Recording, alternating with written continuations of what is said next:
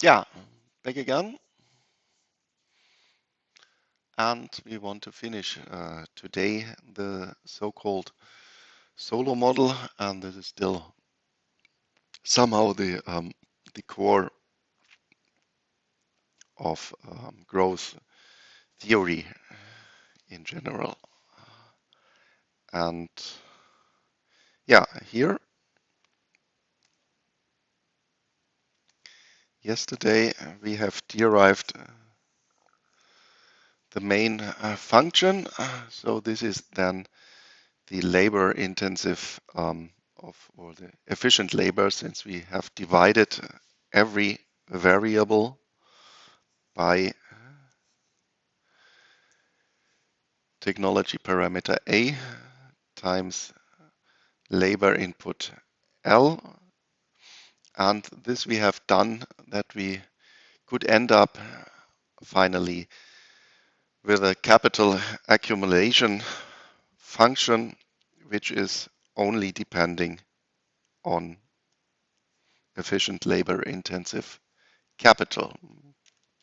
Yeah, and yeah, this model was parallelly developed by two guys, Mr. Solo and Mr. Swan.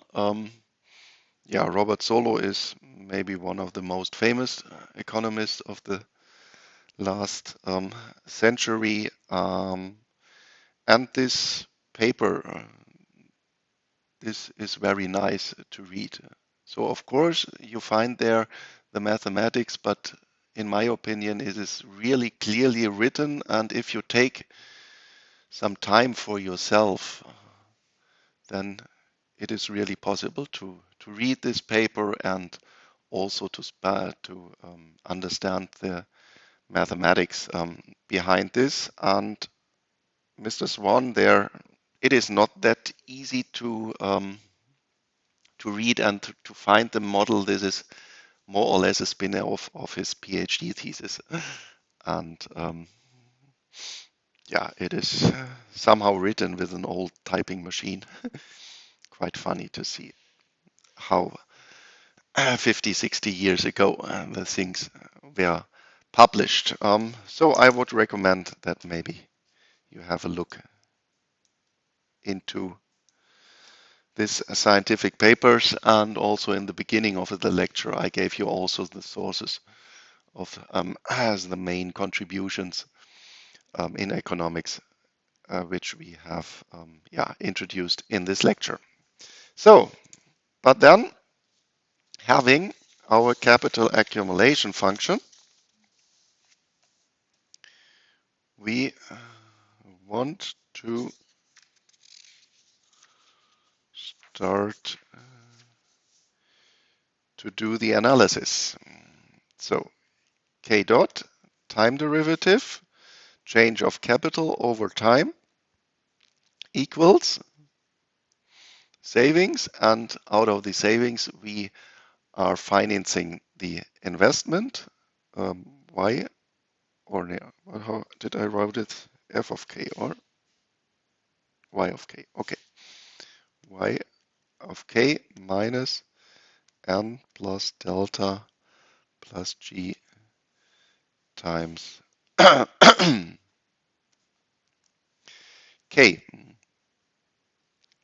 Well, and then, yeah, let's have just a look how these two parts of the right-hand side look like.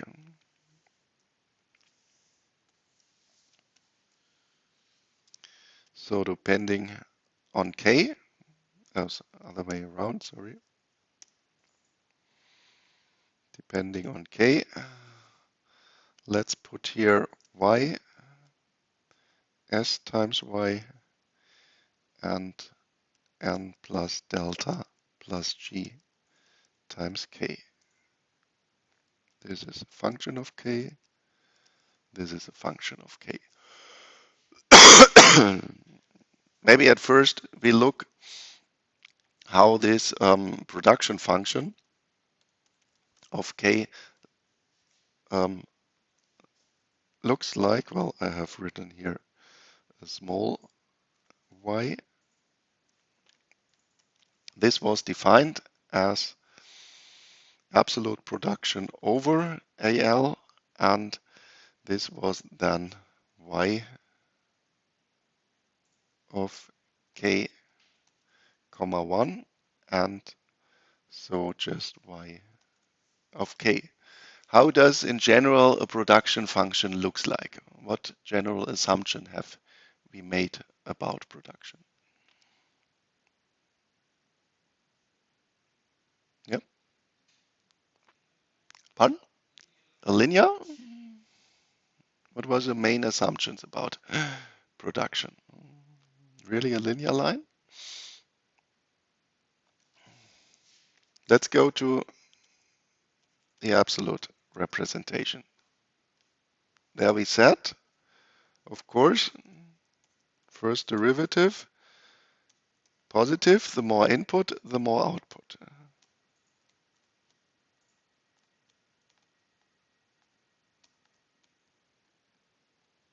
And second derivative,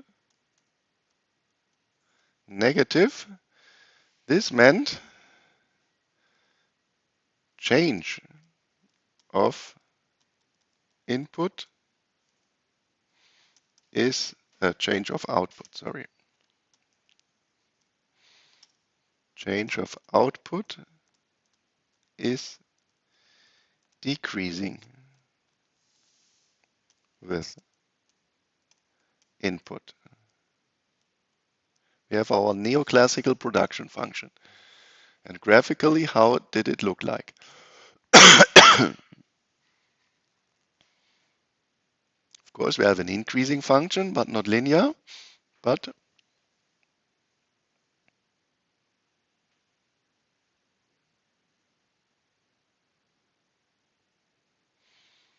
if the decrease, if the change is decreasing with increasing input.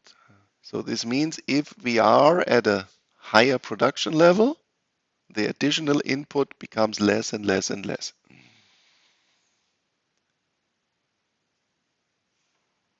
It will be harder and harder and harder to increase still output. And maybe you have also talked with each other, having different countries, that somebody of you has maybe, I think, countries from the eastern part of Europe. So they are still in their development process. They come after 1990 out of the communistic economic situation. And then they started to grow. And they now start to close up to the western part of Europe. And if you compare there the growth rates, then you see that in general, looking at developing and emerging markets, that there you have larger growth rates compared to the highly industrialized countries. And this means that we have this right banding curve. Okay? So this would be then, oops, y of k. If this is y of k, how does then s times y of k? S is the savings rate. Of course, this is a number between 0 and 1. For macro, remember in Germany, the overall savings rate is a little bit larger than 10%. If y looks like this, if I multiply a function with a number smaller than 0 but still positive, compared to y of k, how does it look like then?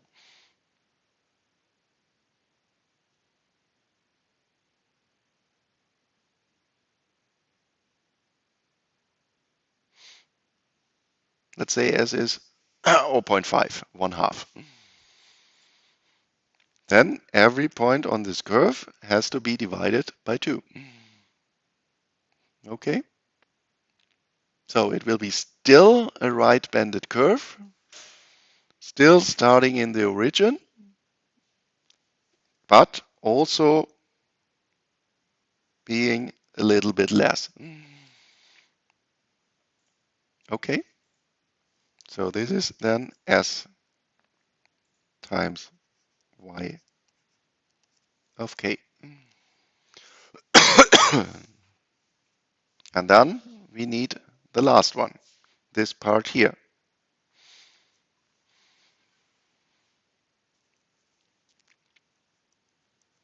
This is the growth rate of the inhabitants. Delta is our depreciation, also a number between 0 and 1, and G is the growth rate of the technology parameter A. So N, delta, and G are also given numbers, and N plus delta plus G is a number which is larger than 0. Some number times K, depending on K, is what kind of function.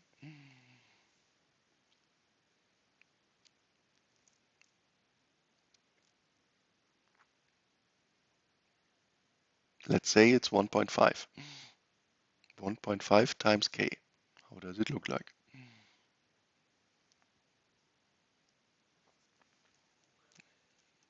X f of x should be 1.5 times x. What kind of function is this? Yep.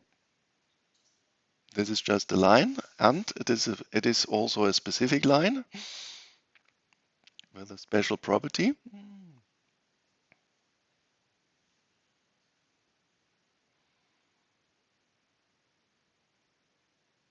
Where does it start? Yeah, in the origin. If k is 0, the function is 0. So, and 1.5 is a slope, so in general, n plus delta plus g is the slope.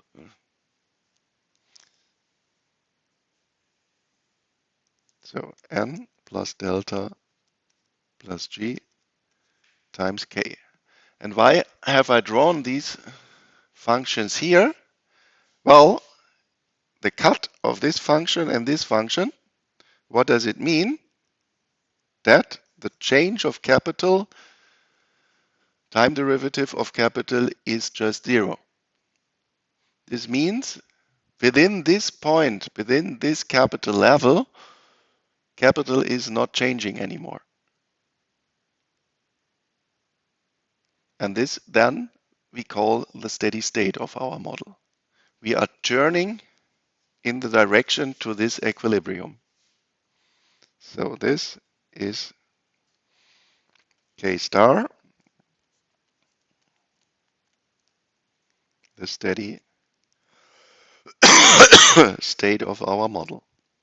And here we have n plus delta plus g times K star equals S times Y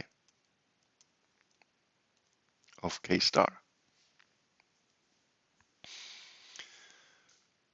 And now we can do partial analysis. What happens if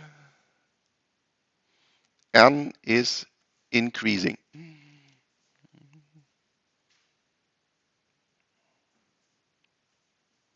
Let's take this in green. What is then changing in our model?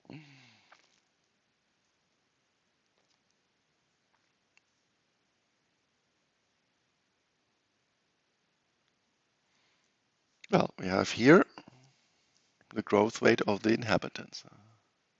Yep. Not shift, it is turning to the left. Yeah. It's not because it is still starting in the origin, but it will be a little bit steeper. Let's say n prime larger than n.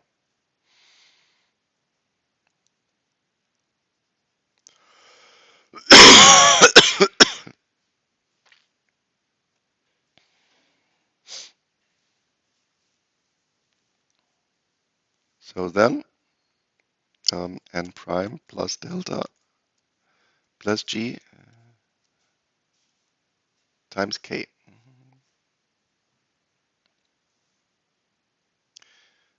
So then this means k star prime, and the same k star is going down. And the same, of course, is true if delta moves up or g moves upward. So delta prime larger delta and g prime larger g would always mean k star is going down. And then let's take a red one. What happens if S is going up? If the saving is going up?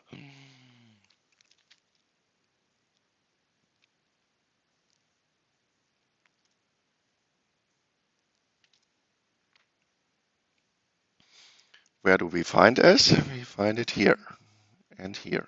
So what is happening to this function S times Y if S is increasing?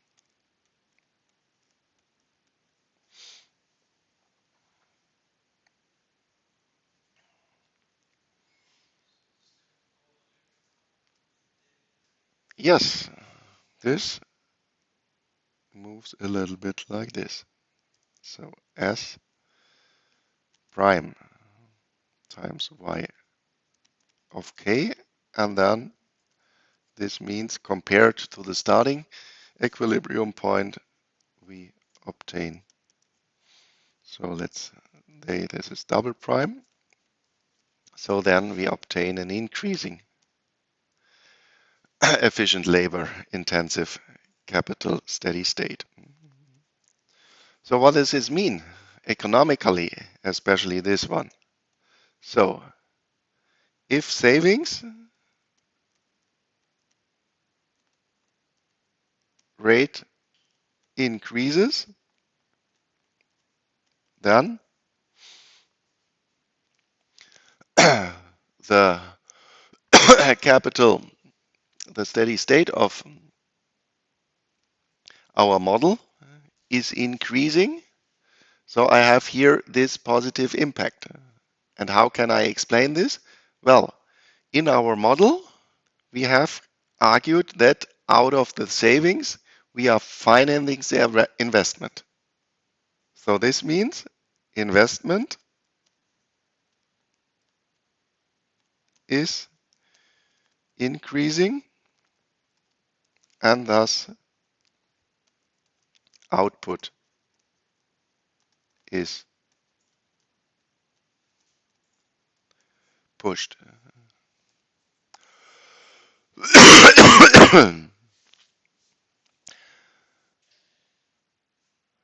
But if we compare this, so here we have a model where we are coming from the production side.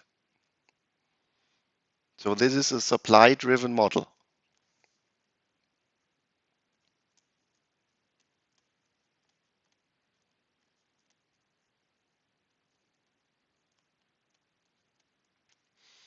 Compare this with the Keynesian view.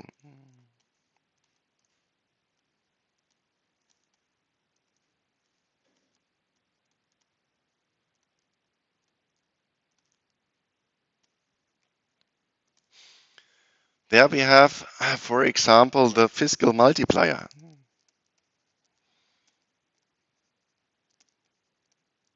And within this commodity market, Keynesian commodity market model, we have derived that this fiscal multiplier was 1 over 1 minus the marginal rate of consumption. The marginal rate of consumption is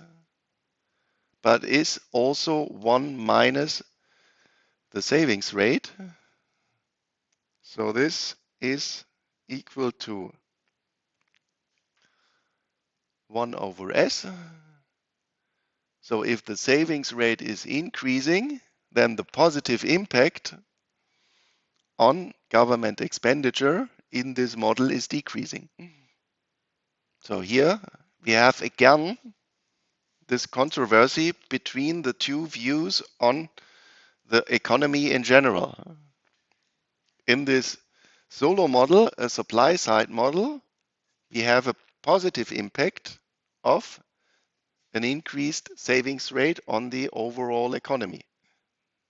In the demand driven model, Keynesian model, we have a negative effect. And this also always means, well, we have to look which model is the right one for our problem. But here we are focusing on growth in general. So we have the very long run perspective. And this also, in my opinion, means that we can more rely on the solo model because there we have the long run perspective, and increasing investments just means that we also invest in innovations in general and that this pushes economy. So then this is decreasing. Oops, for S goes up. So an opposite effect.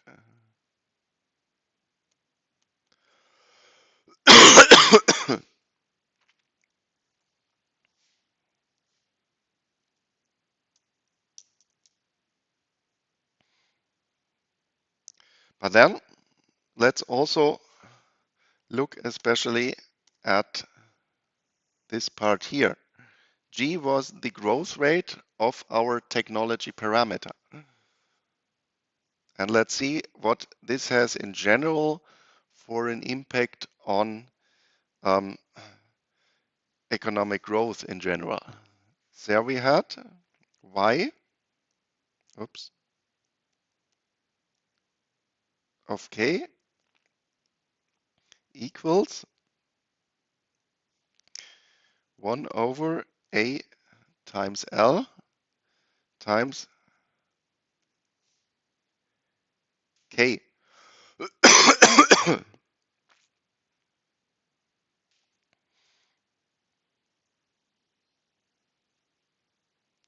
Oops, k and L, sorry.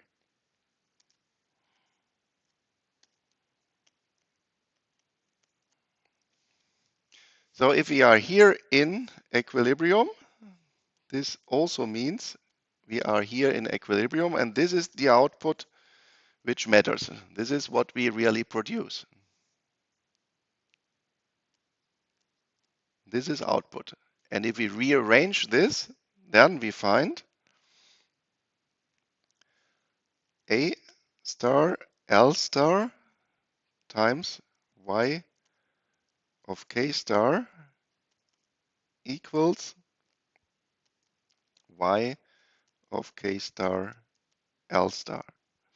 And if now this one here increases with 1 over G, 1 plus G, so increase of 1 plus G, then this growth rate of the technology parameter just also determines our growth rate in general of our output. Is the growth rate of total output Y. So then we can argue that in the end, this is what in the long run matters.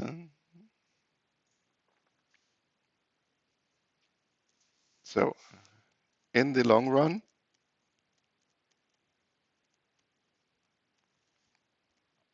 G matters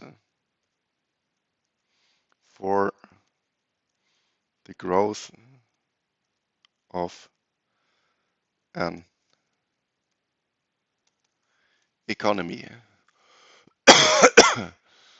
Well, and what have we assumed for this parameter A, which is growing with G, that this is the number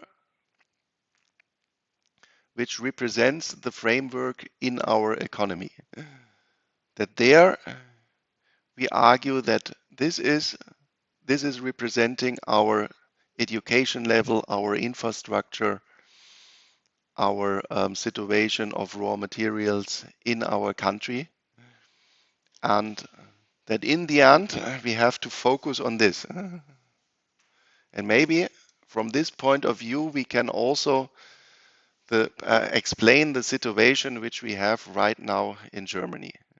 Because during the last 15 years we somehow have missed to invest in especially in this part of our economy, that our infrastructure became worse, that we have a problem within our education system. In Germany, roughly almost 10% of our young people are not able to read anymore. And this within a country which has which has one of the highest standard of living in the world. And somehow, in my point of view, this is a point what we now are start to see. We come from a situation which was quite prosperous, especially after the financial crisis. We have had, so to speak, 10 golden years relative to almost all other large countries in the world. And now we are almost in the third year where we have no growth or even a decrease of economic performance. And this will be quite hard to come back on track. And for this, we need you. We need many, many very innovative, motivated young people that we can change this in our country.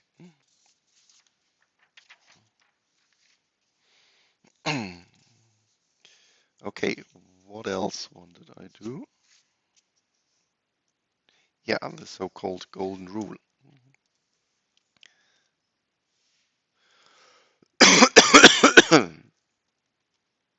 Oops.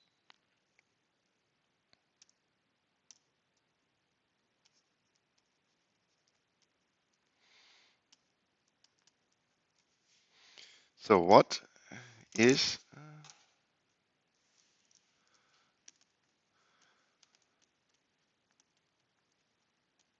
the highest possible level of consumption? Let's go again into our diagram where we had n plus delta plus g as y of k and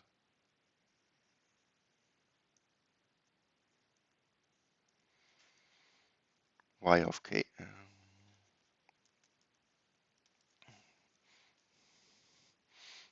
Well, what is consumption? Consumption is total output minus overall savings. So S savings rate times Y. So where in my diagram do I find the consumption level? Not a steady state, but where do I find in general graphically the consumption level?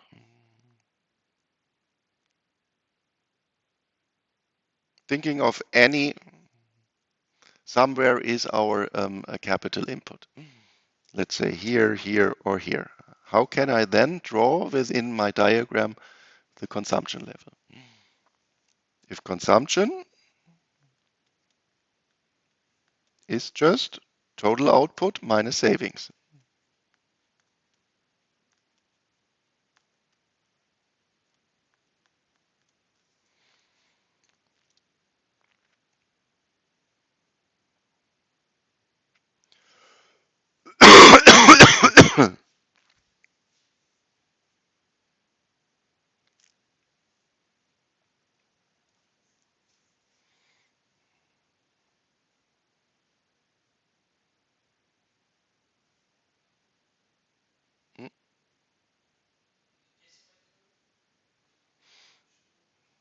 Well, it's just the difference between all these two.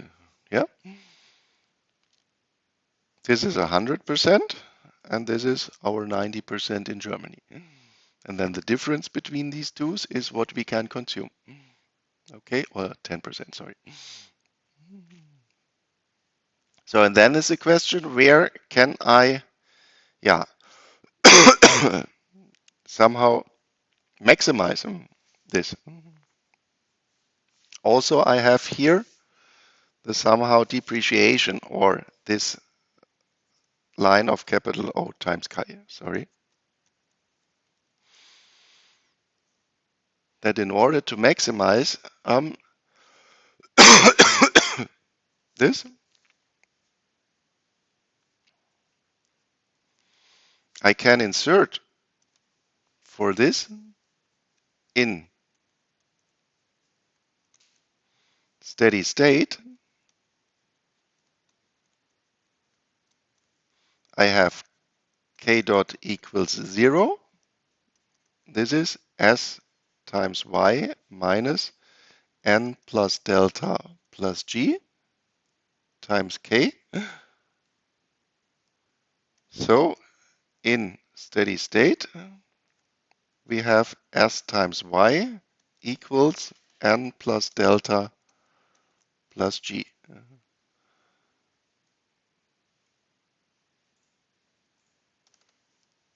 So then this means if I am in the steady state, this is the consumption level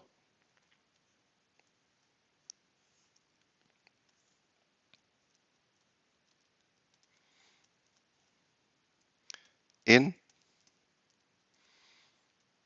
steady state.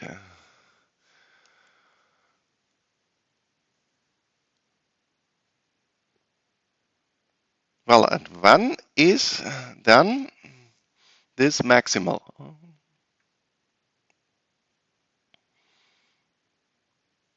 If this should be maximized,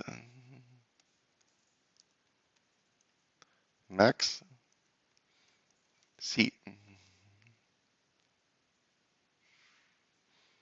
This is very similar to profit maximization, where we all said we have a cost line, a linear line, and a right banded production function.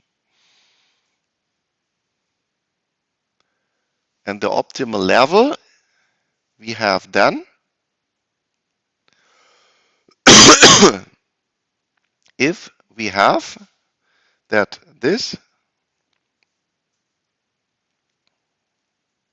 translates to a situation where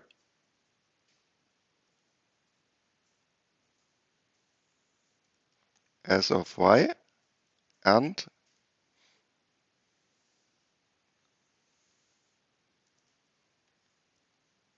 hopefully it somehow works, where the slope, oh, this doesn't work, sorry. This has then to be a little bit steeper. So somehow this, like this, that the slope of n plus delta plus g times k just coincides with the slope of our production function. Then we have the golden rule, K star, and this is the golden rule capital stock. And if this both coincide, what does it again mean? As always in economics, the two slopes have to coincide. This then means that the marginal product of capital, the first derivative, has to be the same as the slope of this linear line, and this slope of this linear line is just given by n plus delta plus g. So the condition is n plus delta plus g equals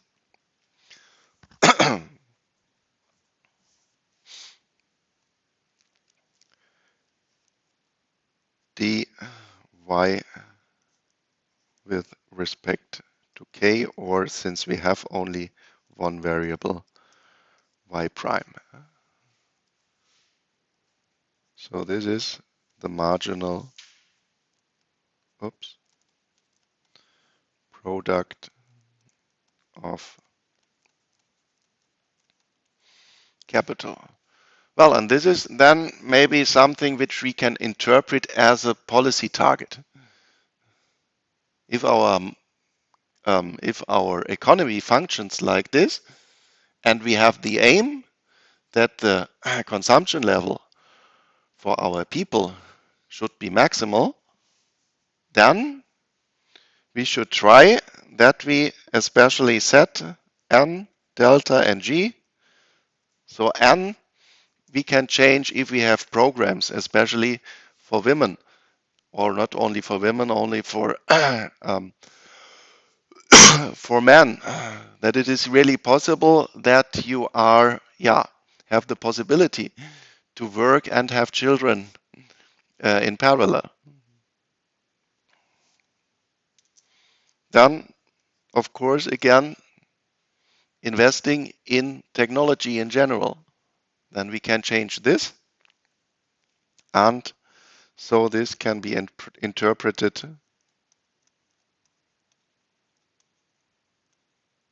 as a policy target.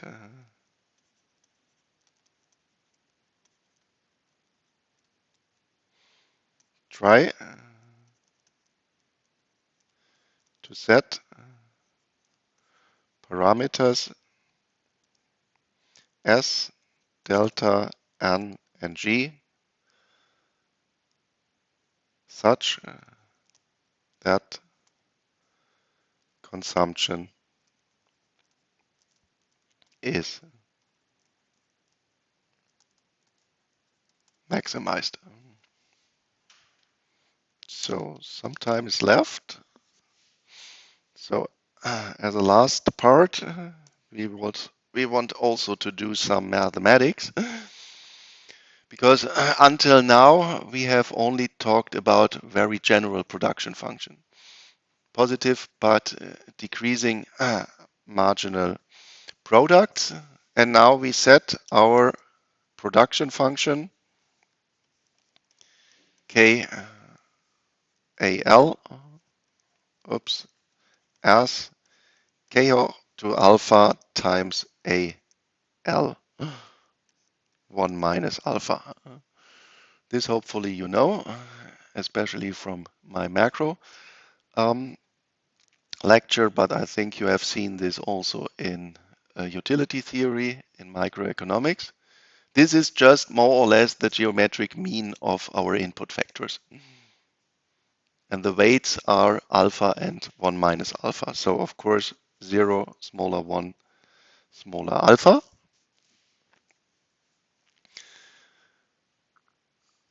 If we have this, then we have to calculate lowercase k. Y, sorry. What was this? This was just y over a times L. y is now given. So we obtain then k to alpha times a L 1 minus alpha over, and this is to a power of 1. Okay?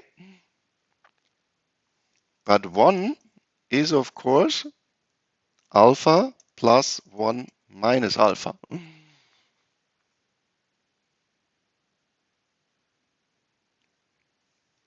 So then we can rewrite this as AL to the power of alpha times AL to the power of 1 minus alpha.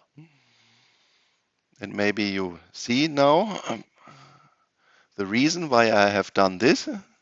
Well, this cancels, and here I have the same exponent, so I can take the exponent outward. I can first make the division and then take the power. So this is then k over al to the power of alpha.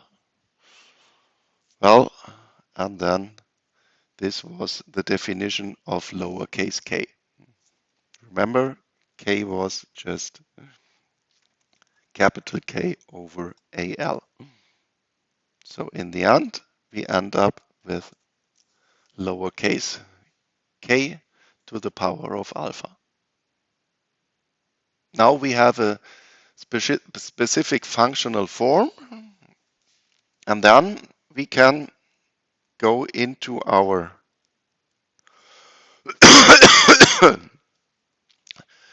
equation of motion for capital.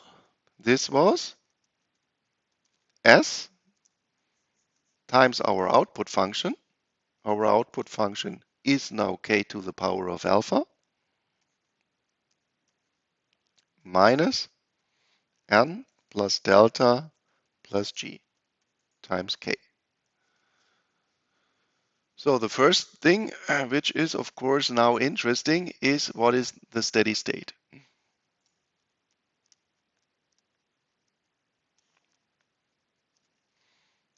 The steady state, then we have the condition that capital is not changing anymore. So we set the left-hand side to 0. So this means 0 is S to k hoch alpha to the power of alpha n plus delta plus g plus k. Now we want to solve for k. Maybe you can help me now. How can we go on now? Solve for k.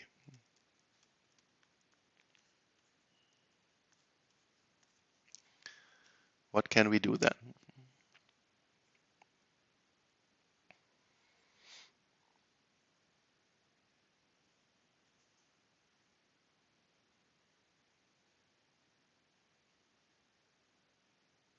Idea? Yep.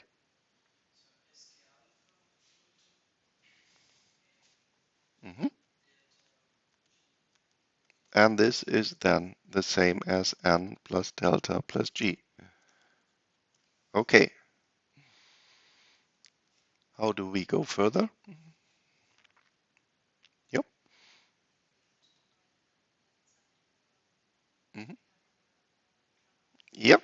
In the brackets. So s over n plus delta plus g times k to the power of alpha equals k. And then still we have on both sides k. We want to have it only at one side.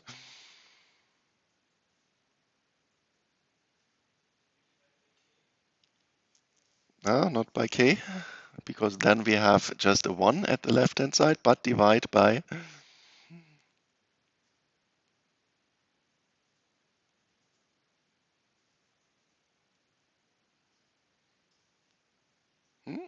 we just divide by k to the power of alpha.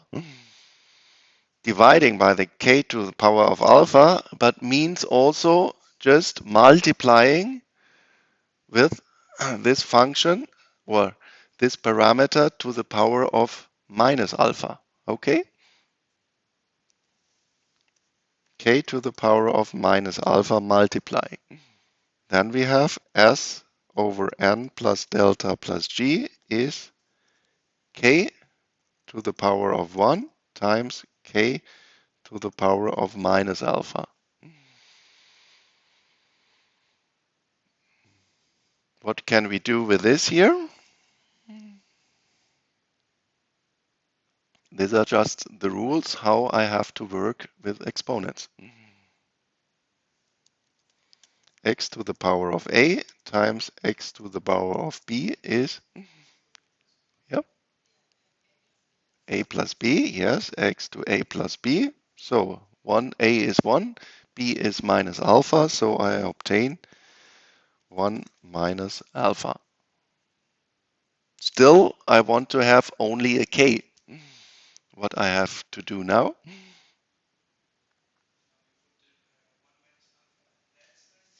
And how? So we just take to the power of what? We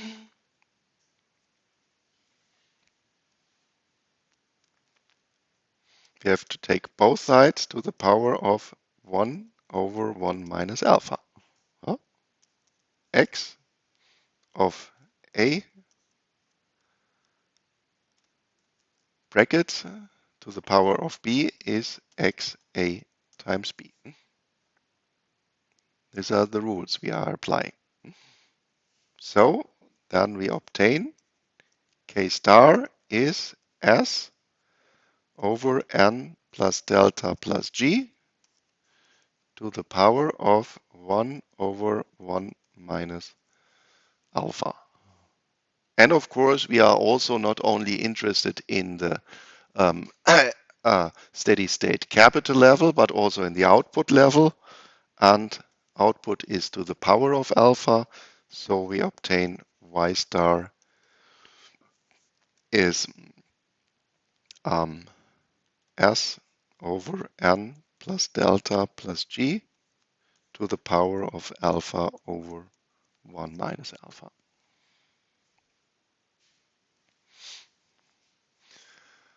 Well, but in this case, then we have, so to speak, only calculated this steady state here. But compared to the introductory course in microeconomics, where we had only static models, in this case we have a dynamic model. Our variables are depending on time. And therefore we can only ask, is it maybe possible to solve this differential equation? Solve this differential equation. And this was when I was studying, sometime a task, when a crazy professor just posed this as a question to us. Because also the solution in some growth theory books, you find the solution, but very rarely. Mostly in textbooks, you only find this and the calculation of the steady state. But of course, what is interesting, the framework of an economy is always changing. We are maybe somehow in the neighborhood of the steady state, but if we start into investment into education, then hopefully we obtain an increase of output. Then the slope of this line here, n plus delta plus g, is going upward. Well, and therefore, it is of course interesting when we are starting somewhere here maybe. How is the process how we develop into the steady state? And for this, it would be nice if we could explicitly solve this equation. Well, and for this, we make a so-called substitution that we just said x equals k to the power of 1 minus alpha. And in a minute, you will see why we are doing this. If we have this, of course, we have here the time derivative. Then we have to know what is the time derivative of x. So here x of t and k of t. What kind of rule for the derivatives we have to apply if we have such a situation that we have an explicit dependence on one variable, but then around this we have here also outside another function.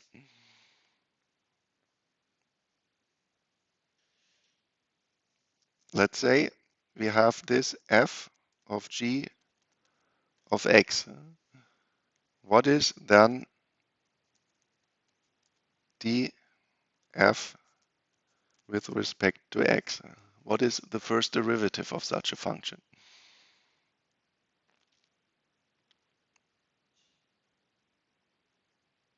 What do you have to do? Or let's say it's a function like f of x, let's say square root of 1 plus x squared. Okay? Then we have, so to speak, 1 times the square root, and the other function would be 1 plus x. How do you take the derivative of this function here?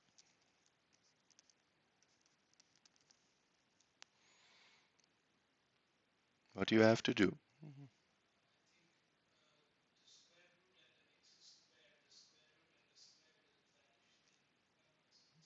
Unfortunately not.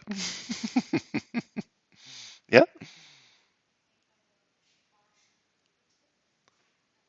We have here no partial derivative because we have only one variable. So we do not have to distinguish between derivatives. I think you mean maybe you mean the right thing, that you have to first take one derivative and then another one. But this is, in this case, it is not a partial derivative. You are talking about partial derivatives if you have more variables.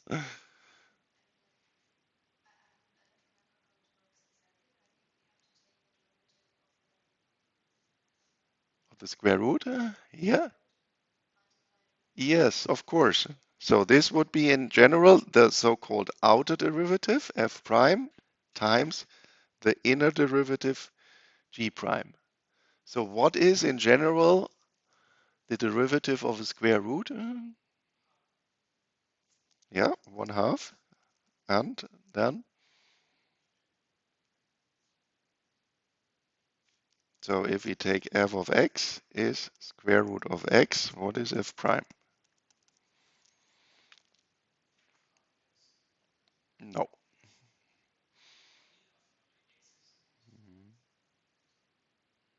Yeah,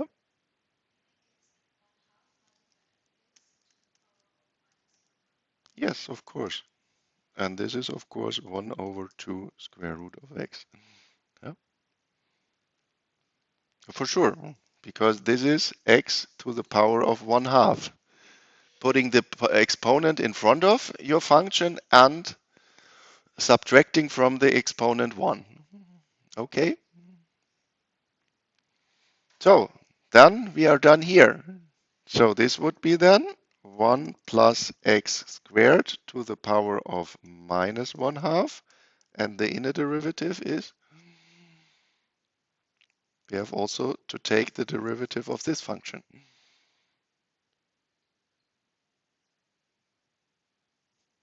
F of x is 1 plus x squared. What is f prime? 2x, exactly. Yeah, so times 2x, so overall this cancels, we obtain x over square root 1 plus x squared.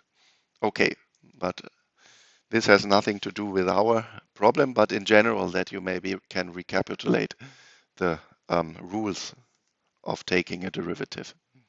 Yeah, so let's go to our problem. Now here we have to take the outer derivative. What is the derivative of, let's say it again with f of x equals x to the power of 1 minus alpha. This is then f prime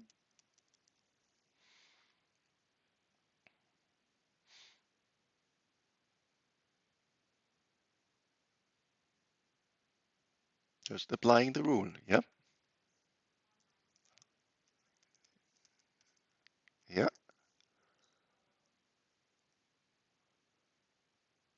1. Yeah, 1 minus alpha minus 1, and then the 1 cancels. So minus alpha. So we obtain then, oops, here 1 minus alpha to the power of minus alpha. And then the inner derivative, we have still the time dependence. We have in general to calculate again the time dependence of our capital stock. So k dot. So then let's insert just for k dot our equation of motion. Then we obtain 1 minus alpha times k to the power of minus alpha times s to the power of alpha n plus delta plus g times k. Then that multiply out this bracket, minus alpha and alpha. This just cancels because we can add the exponents. Alpha minus alpha is just 0. So we obtain 1 minus alpha times s minus 1 minus alpha times n plus delta plus g times, here we have an exponent 1, k to the power of 1 times k to the power of minus alpha is 1 minus alpha. And now you see why I have chosen this substitution, because this is just x. So we end up then with a quite simple differential equation now, where we have 1 minus alpha times s minus 1 minus alpha times n plus delta plus g times x. And this is a so-called linear differential equation. We have here the first derivative, we have a constant, and here we have a constant times the function itself. I don't know, I don't think that this is done anymore in school, how you can solve this. So there is a general solution method. If you have such a differential equation, then we know how we can solve this. And this means, first of all, we look if we can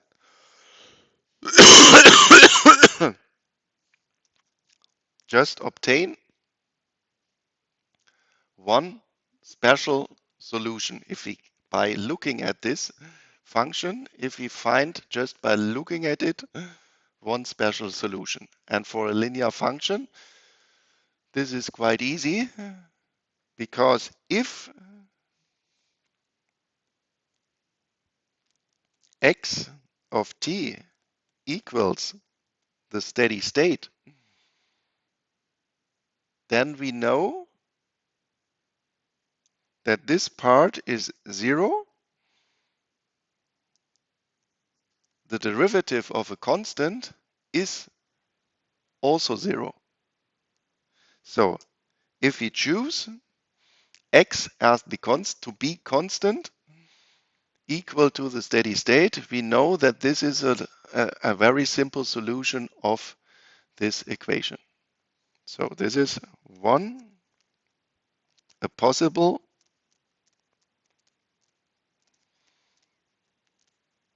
solution of the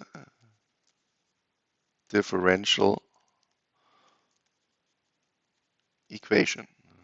But of course, it is not a very interesting solution because it's just a constant. Because we are interested in the movement if we come from some other number. And this then means that we solve now the so-called homogeneous differential equation. This is, we just set this constant part to 0. And there we have to find the general solution. So general plus the general solution of the homogeneous equation. And this equation is given when we set the constant part just to 0. So this would then mean x dot equals to minus 1 minus alpha n plus delta plus g times x. And do you know what kind of function is more or less just its derivative?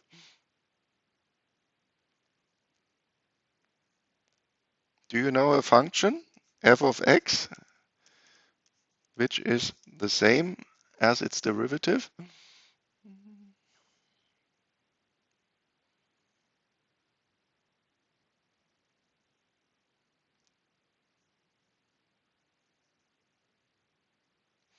This is just the exponential function. This is defined as. And then, if we take f of x is e some parameter times x, what is then f prime of x? Again, we have to apply this kind of chain rule. The first one is we just write down the function itself. This is the outer derivative because we know the derivative of e to the power of x is e to the power of x. And then we have to take the inner derivative of this function, lambda times x, a constant times x is the constant itself. So this is lambda. So this is also very easy to solve because we just know the solution of this function is x of t equals e to the power of minus 1 minus alpha n plus delta plus g times t.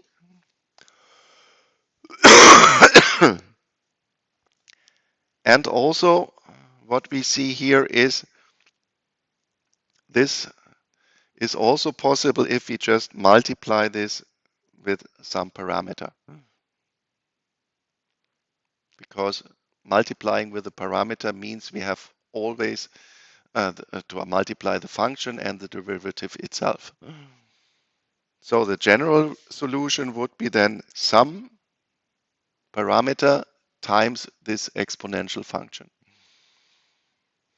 But we are in the end interested in the general solution of this, and the general solution of this function is then the sum of the general solution of the homogeneous function plus the one special function of the inhomogeneous function.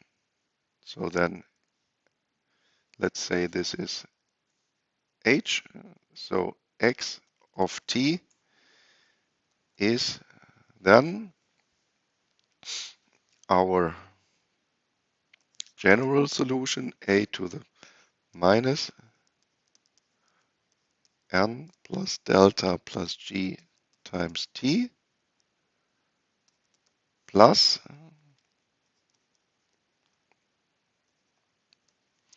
the steady state.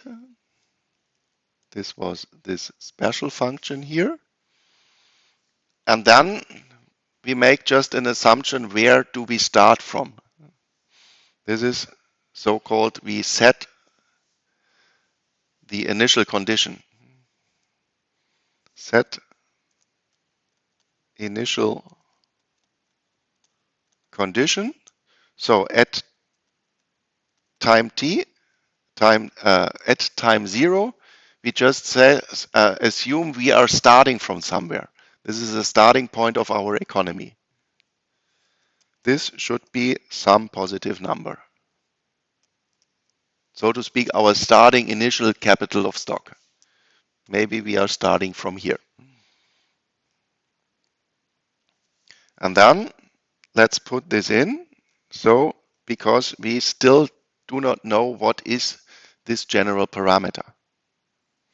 So x of t equals to 0 is then a.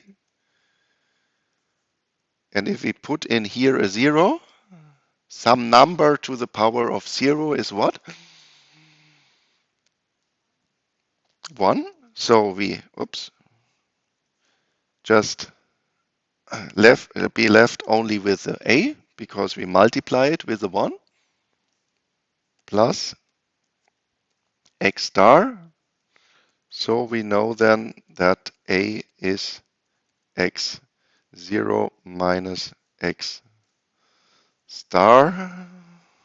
And for this I have to use another slide. Let's take all this to the next slide.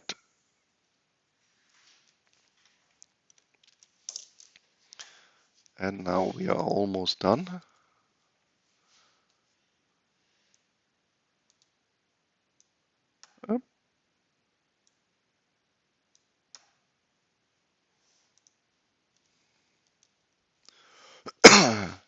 Let's insert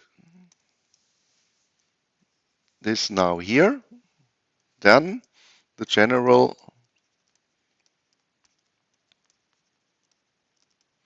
solution is x of t equals to x0 minus x star times the exponential function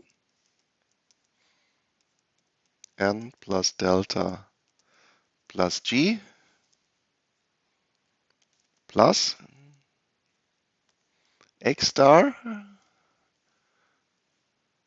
and then we can rewrite this also as x0 times e to the power of minus alpha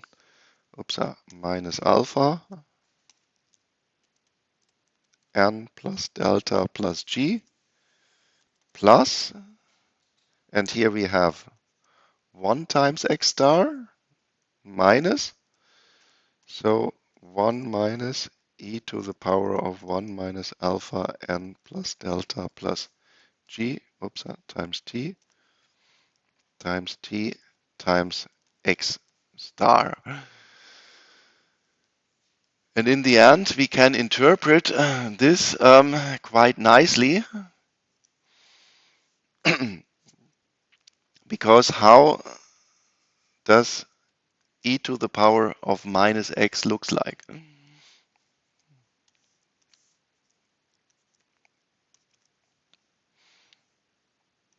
How looks like e hoch x, e to the power of x?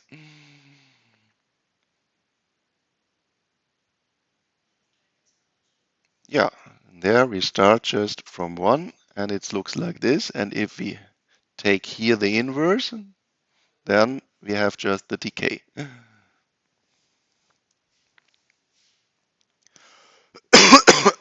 And so what we have here then is that these are somehow time-dependent weights. So we are starting, if this is 0, from x0, our starting point. And in the beginning, the weight of the initial capital stock is high, and then this is decaying over time, and we move in the weight more to the steady state. And infinity, then we are reaching the steady state. So these are time dependent weights.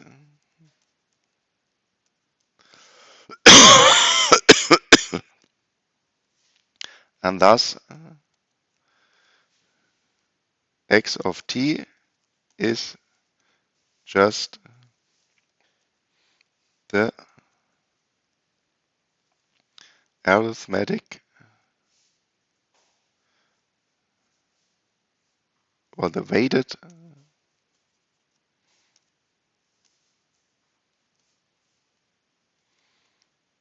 arithmetic mean of the initial value x0 and the steady state x star.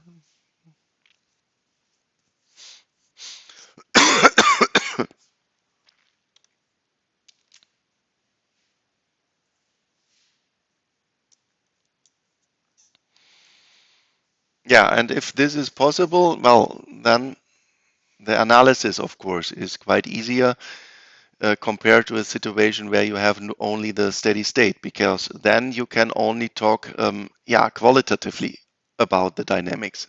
And here we can, so to speak, just calculate directly the development of our economy.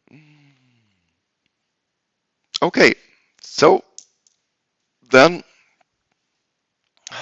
let's stop here after also some mathematical part, and maybe this is then also helpful for people who want to go further. And in my opinion, I should not only give you in a lecture the content of introductory parts, but also where maybe is some interesting part. So hopefully this is helpful for your decision where you want to go after your bachelor. Okay, thank you very much for today. And